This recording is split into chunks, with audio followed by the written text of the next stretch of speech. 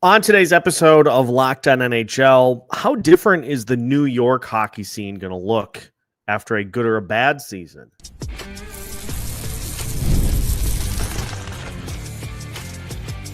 You're Locked On NHL, your daily podcast on the National Hockey League. Part of the Locked On Podcast Network, your team every day. What's happening, everybody? Welcome in to another episode of the Locked On NHL podcast, your daily podcast on the National Hockey League. We thank you for making Locked On NHL your first listen each and every day. We are your team each and every day as well. And make sure to like and subscribe on YouTube and your favorite podcast platform so you don't miss out on any new episodes throughout the week.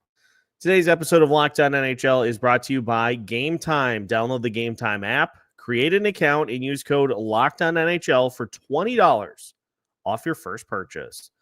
On today's episode of Locked On NHL, we take a look at the New York Islanders, the New York Rangers, and the Detroit Red Wings to see which teams are going to be playoff hopefuls this year and which teams should honestly stop kicking the can down the road and just get the rebuild over with.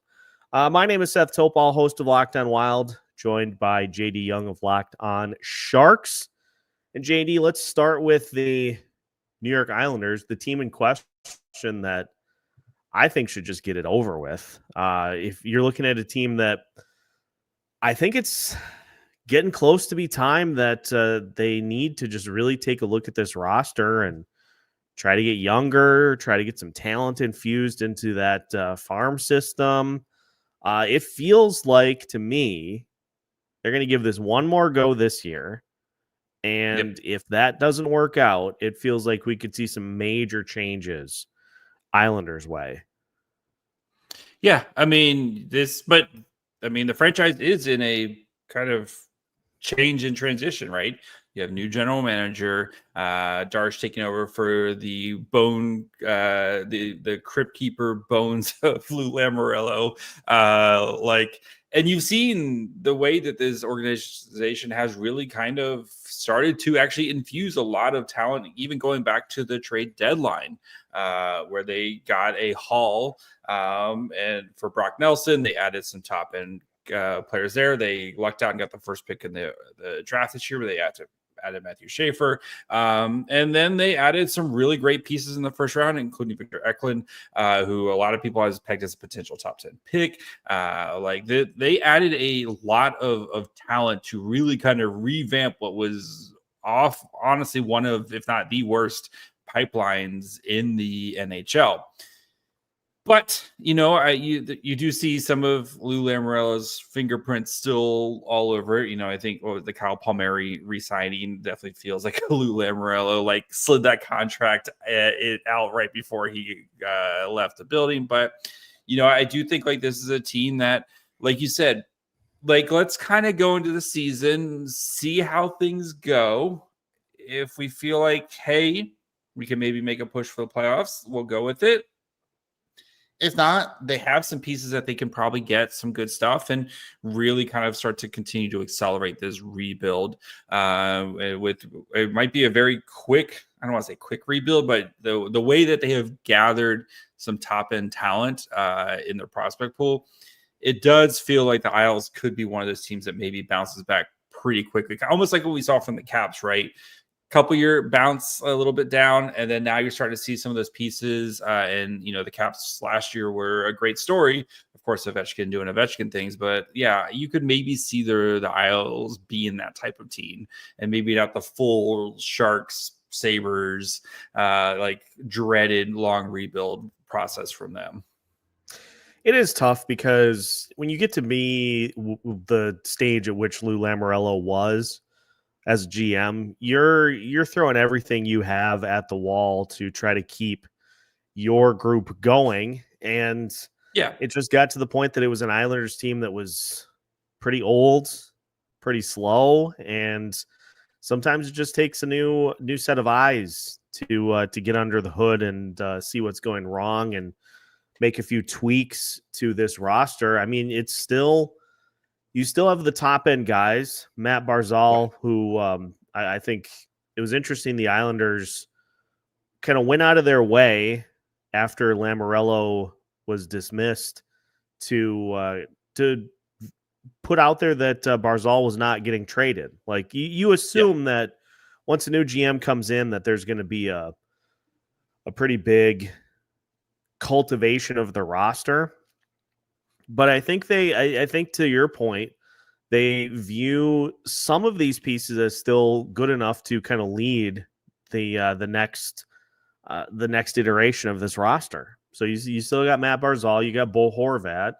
Anders Lee's in the final year of his deal. If he can show that he's still a productive player, it wouldn't surprise me if he returns. But some of these guys like, JG Pageau probably is going to be a spot for a young player to take for next season.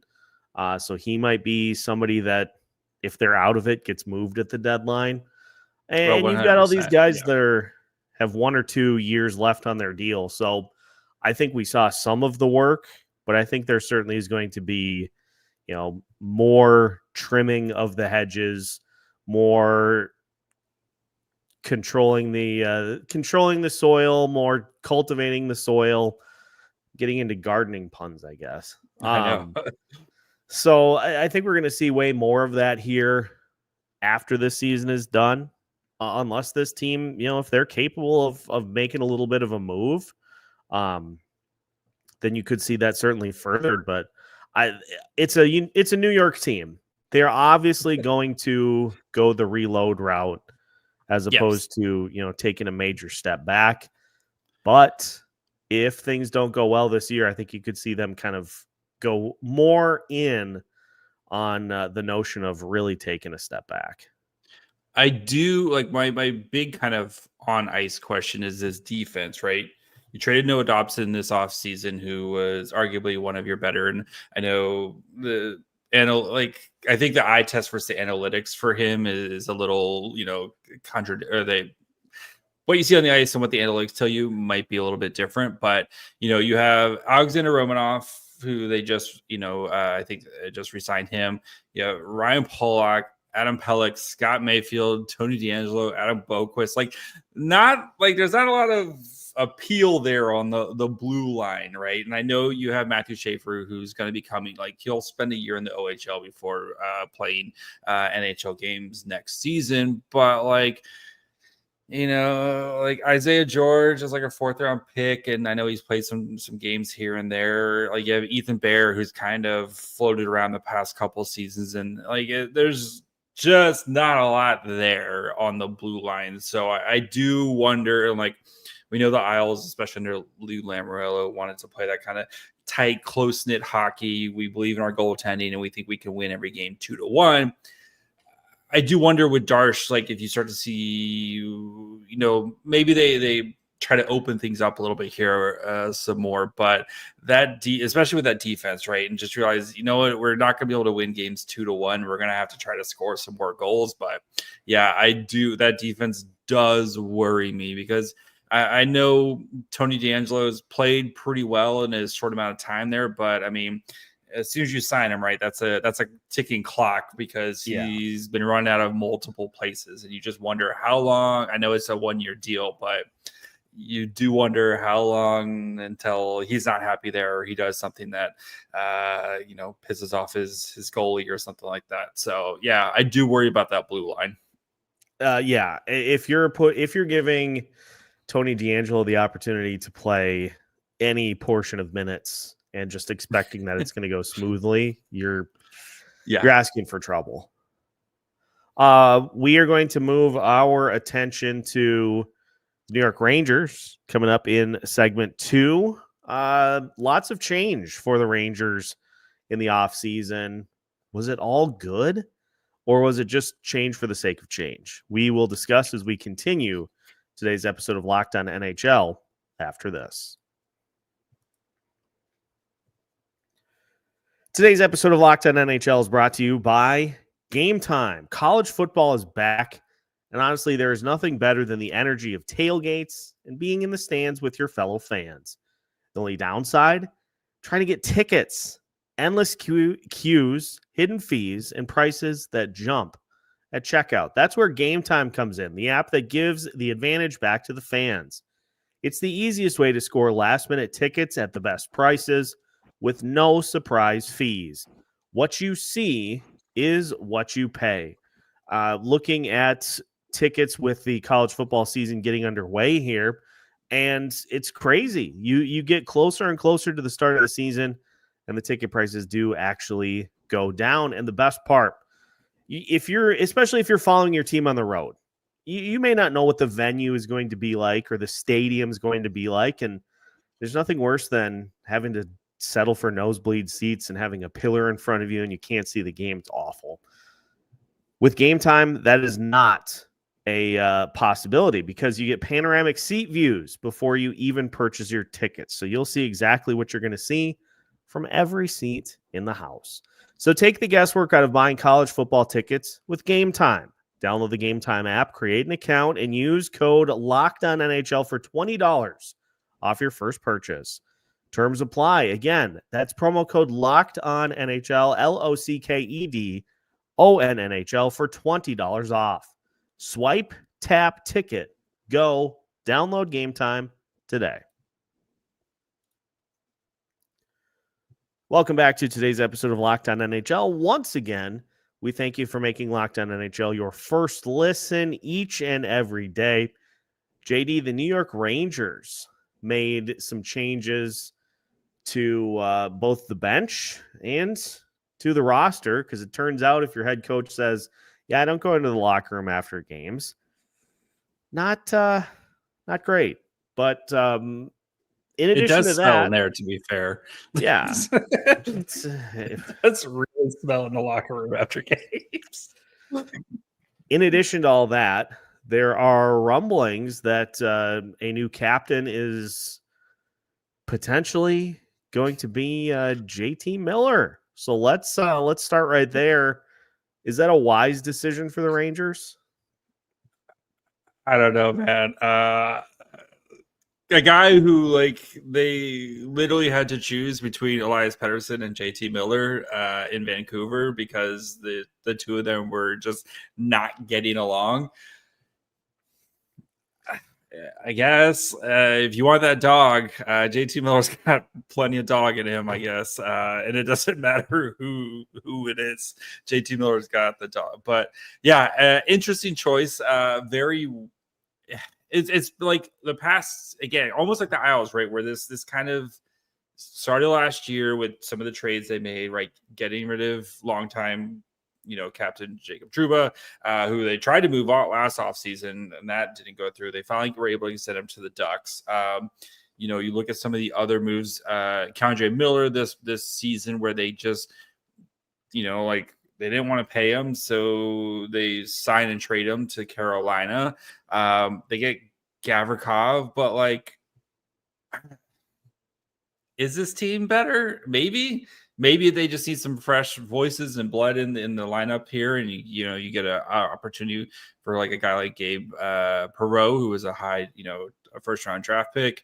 They traded Capo Caco to the Kraken, who clearly didn't work out with him. It does feel like changes just to make changes, but then again, right? Maybe they realize this group just doesn't have it and they're not going to be able to kind of get there. So let's see if we can make some moves and try to kind of free up some cap space and maybe not drag out our contracts with our star goaltender. I don't know. Yeah, that's usually a good rule of thumb to have heading into a season.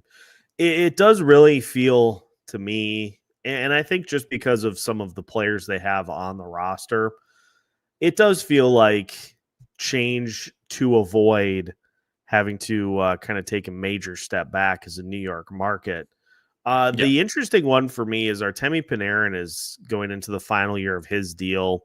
What does an extension look like for him? Does he get extended? Does he end up going to the Ducks like every other New York player has over the last calendar year? I know. I forgot about Chris Kreider. Also got traded to the Duck. Just send them. Send them west. Send them west, young man. So. Yeah, the Rangers, as we speak, are working on that Vincent Trocheck contract, and trying to get Pat Verbeek to eat that one too. They're out here like Jameis Winston eating W's, like they're just eating Ranger contracts. But like you've got top end players that I think just need to kind of step their game up a little bit. Like you look at the top four guys for this Rangers team: Panarin, Zibanejad, JT Miller, and Alexis Lafreniere, and all kind of a little bit of a step back as far as production goes. Yep. So if they all just kind of get back to where they have been, not saying that they have to really like super exceed the last few seasons they had, but even just getting back to kind of where they've been at over the last couple of years. Career averages. Yeah. Like that's going to go a long way towards this team playing better. Like it just, as much as we kind of say, well, yeah, it felt like Laviolette just lost. The message just kind of got a little stale. Like there were a large amount of players that just didn't really get it done. Yeah. And, but maybe they just needed a fresh voice. And that's where, having Sullivan come in who can, as I know things didn't end well in Pittsburgh, as that team is clearly headed towards a long, painful rebuild here. That roster booty, though. Booty. I did have someone, shout out to the guy who said that the Penguins gonna finish 12th and then hopefully try to win the lottery. Shout out to you, buddy. I have that optimism. But like the Penguins finish 12th and then win the lottery, get McKenna. But anyway, though this roster, like there's still plenty of guys, and like Adam Fox, who I feel like is now like almost like criminally underrated because he just never gets talked about among the top end defensemen. Is still really, really good, like a really, really good player, and just kind of continues to go along and do his thing. And if Gavrikov can continue to play the way that he's played over in LA, like, and kind of maybe take some pressure off of Fox here, I do like Scott Morrow as a prospect, and hopefully he kind of gets a chance to shine here with the Rangers. And I think though, if Shesterkin gets back to just being Shesterkin, that's going to solve a lot of their problems, right? And Shesterkin just wasn't himself last year, and like he was still a good goalie last year, but he wasn't like one of the three best goalies in the league. And when you have that guy being one of the three best goalies in the league, it does kind of solve a lot of, or cover up, I guess is the best way to put it, cover up a lot of your problems. So, I mean, I think this team is going to be a playoff team this year, just because I think you'll see a bounce back from the offensive guys. I think there's enough there defensively. Like I said, I think if Shesterkin just gets back to being himself, now that his contract's over, you don't have to deal with that nonsense. You're going into this training camp, like, all that stuff is taken care of.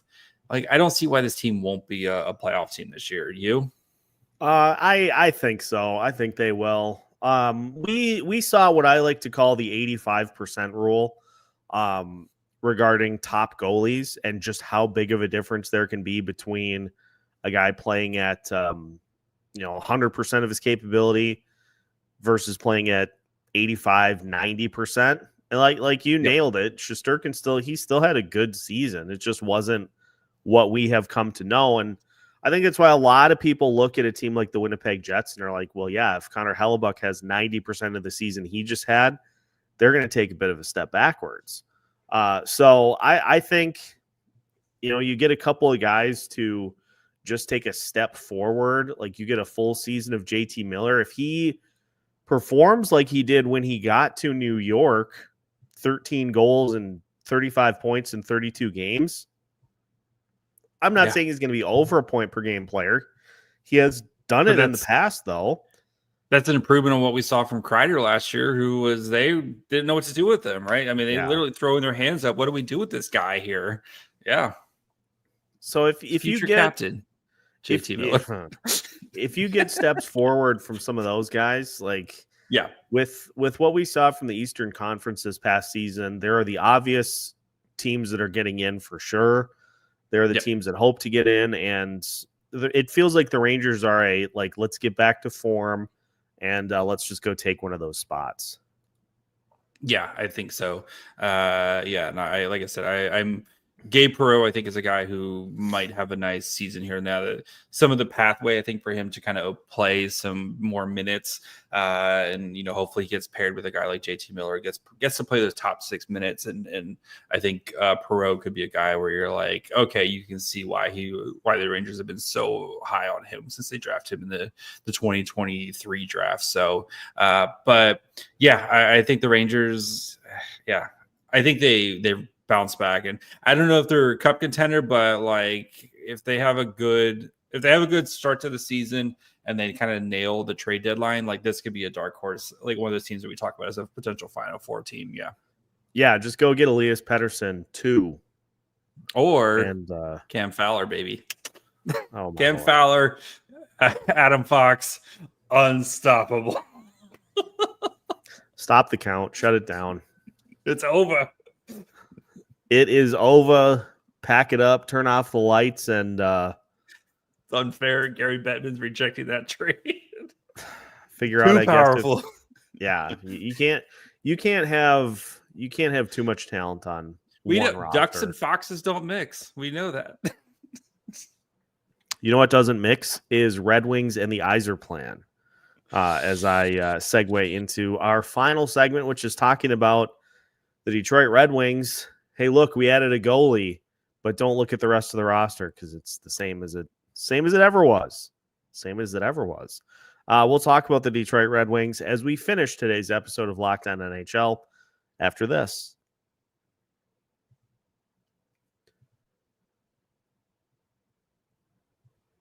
Final segment of today's episode of Locked On NHL. Once again, we thank you for making Locked On NHL your first listen each and every day. We got an important request for you listeners. Locked On wants to hear from you. We've put together a survey to learn more about our listeners and make sure your favorite podcasts are even better. This is your chance to tell us what you like, what you don't, and to answer questions about our advertising. So go to lockedonpodcasts.com/survey to get started. Everyone who completes the survey will be entered in for a chance to win one of 10 $100 Amazon gift cards. Again, that's lockedonpodcasts.com/survey. You can also find the link in the show notes. We appreciate you helping out. Steve Yzerman appreciates everyone helping out as he continues to figure out, I guess, what the Yzer plan is. And it feels like this is a Detroit team that is also like they didn't get the notes, and so they show up and they're like, what is the Yzer plan? I didn't see anything about that in the packet. They do get John Gibson finally after being linked to him for like 5 years. But other than John that, Gibson saga has been 20 years, I swear. Yeah, it's like that's like the amount of time it took for them to go from Happy Gilmore to Happy Gilmore 2. Find it wherever you get your Netflix, I guess. What do we think about this Detroit roster? Because you obviously have some very talented players, but yeah, you also have just a lot of roster. Yes. And I use that in the most confusing way possible. Like they put a roster of players together, but that's about the nicest thing I can say about this team. Like the Red Wings, like it felt like they tried to shortcut their rebuild because they were like past couple summers, right? We're going to go out. We're going to make a big splash. We're going to give this guy. We're going to do that guy, right? And then how's future considerations working out for you for Jake Wallman? Like still can't get over that trade. And I think they finally were just like, well, we drafted all these dudes like really high. Let's just go with these guys here, right? Because they've all kind of gotten to that point where they're like maturing into NHL players, especially like on the blue line, right? You have Mort Seider, you have Simon Edvinsson, who was a top 6 pick, like in the 2021 draft. I know the goaltending is old as whatever between Gibson and Talbot, and you have 2 like young stud goalies kind of coming through the pipeline here, but like, they have drafted really well. And that, like, the drafting has never been the problem with them. It's just, it feels like they were just super impatient because this team hasn't made the playoffs forever. And of course, Detroit fans, like, I get it, right? The rebuild's been going on forever. You kind of want to see some playoffs here, but I don't know. Maybe this is the year because it kind of just feels like, let's just go with our guys, like these guys that we've been drafting and developing, and see what they can do. But I don't know, man. Like, I like you said with this roster, it's like, I mean, they have like Moritz Seider's really good, Lucas Raymond really good, Dylan Larkin really good. Like, they went out and they got Mason Appleton, who's like a really solid forward as well this offseason. John Gibson, when he's healthy, he's been motivated, which have been 2 big issues with John Gibson, right? Is, can he stay healthy? And that's an iffy question. Is he actually motivated to play hockey for you? That's also an iffy question. Like, yeah, man, I don't know. I like this team. You could tell me almost like this team makes it to this like second round of playoffs, and I could believe it. Or you could tell me this team's drafting the top 10 again, and Steve Yzerman gets fired because they've been waiting for 7 years for them to do something, and I could believe it too. This is a very high variance team with me. Yeah, for as much as we give the credit for having like the Dylan Larkins, the Lucas Raymonds, even Alex DeBrincat had 39 goals this past season. Like, they have great trade. They have pieces for a top 6, but they also have the market cornered for like 30-year-old guys that can give you 11 or 12 goals. James Van Riemsdyk, baby. The poster boy. It's like I feel like that is probably the biggest problem for this team, is that the secondary scoring is just so far behind what your top end guys give you. That was, I think, one of the reasons that Vladimir Tarasenko didn't work out for this Detroit team. Is it just, they're just a collection of guys in that bottom 6 that don't really, it doesn't seem like they fit together, or they don't give you the scoring that you need in today's NHL. And it feels like there are some moves that need to be made to kind of shore that up. But what do you do? And then you look at the blue, speaking about 30-year-old guys, and kind of what do they do? Look at their blue line, right? I mean, they have some exciting pieces, and Edvinsson and Seider and some of these other guys, but then you have like Justin Hull and Ben Schrott and Travis Hamonic, like Eric Gustafson. Like, yes, I know all these guys are on short-term deals here and probably won't be back with the team next year, but like, those are your guys this year, right? Like, those are your guys. Like, and no matter how you pair it, some of those guys are going to be playing top 4 minutes, because who of those guys do you trust right now to play big time shutdown minutes for you? Moritz Seider's like, please help me. Give me some help. Why do you give me your strongest soldiers, your toughest battles? It's just Moritz Seider. Your toughest battles. You're literally Ben Schrott.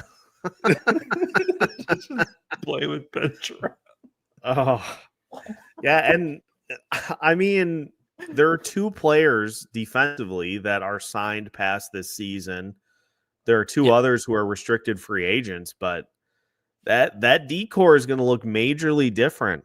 And I think that is needed, considering what this team has done the last few years. And I can't emphasize enough just how weird of a season Detroit had this past year. Like, they started off horribly bad.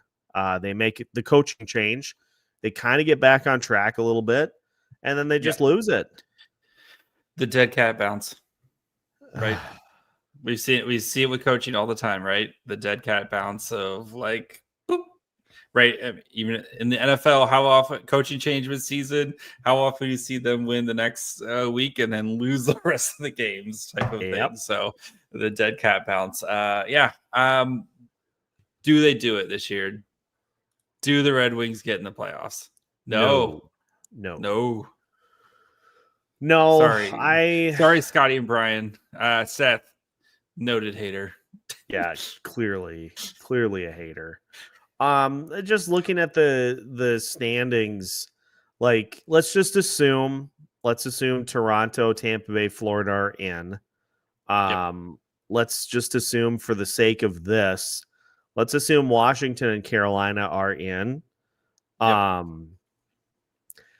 Ottawa, I think Ottawa has a better chance of making it. I think Montreal has a better chance of making it. I think the Rangers have a better chance of making it.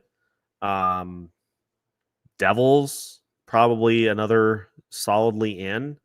It feels like I don't think we're going to see, even if we do see two wildcard teams from the Atlantic, I just would immediately point to Ottawa and Montreal as the two teams to get those.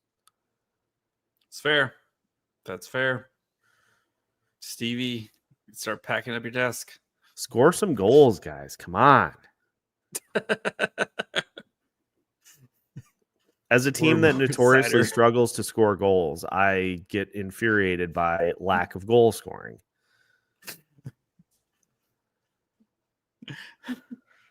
The Sharks have entered the chat. Yes. And let's try to find some guys that are not in their 30s and their ceiling is 11 goals. Like you've got like 5 of those guys. Come on. Yeah, and like let's see if some of these young guys can pop for you, right? Like let's see if some of these guys can start making an impact for you. You've been drafting high forever. Let's see if some of these guys can. It'd be really funny. This is my super bold / hilarious prediction. They don't make the playoffs this year. Stevie Yzerman gets fired, and then they make it next year with all the guys that Yzerman's drafted. Yeah, this is exactly what's going to happen. Like, oh, it turns out if I would have brought in that furniture from the downstairs closet, the house would have looked way better. It would have looked way better. Yes, that's my prediction. Yes, Stevie gets fired. Do you think if Yzerman doesn't make the playoffs this year, he's fired? Does that feel? I think so. I think at some point, and I realize we are in different times, but this is a Detroit team that was they were a lock to make the playoffs for like 20 years. And now they just are one of those teams that you kind of lose track of until the end of the season. And you're like, not make the playoffs for 20 years. Perfectly balanced. Yeah, that's not a great fallback. I do feel like they are a team that needs to make a big shake-up if they don't, because you're just pushing the same pieces into the middle of the table every year, and it's not working. I think this team, they have to start the season strong. You cannot have a repeat of last year where you're just stumbling through the beginning of the season. So I think the has to be a strong start, and if they don't make the playoffs, I feel like this is Yzerman's last year. So I agree. Mm-hmm. Well, there you have it for today's episode of Locked On NHL. Once again, we thank you for making Locked On NHL your first listen each and every day. Make sure to like and subscribe so you don't miss out on any new episodes throughout the week. We have you covered every single day of the week, all the way up to the start of the season. So make sure to tune in so you don't miss out on any big stories surrounding the National Hockey League. We've got new episodes for you every Monday through Friday as part of the Locked On Podcast Network. We are your team every day.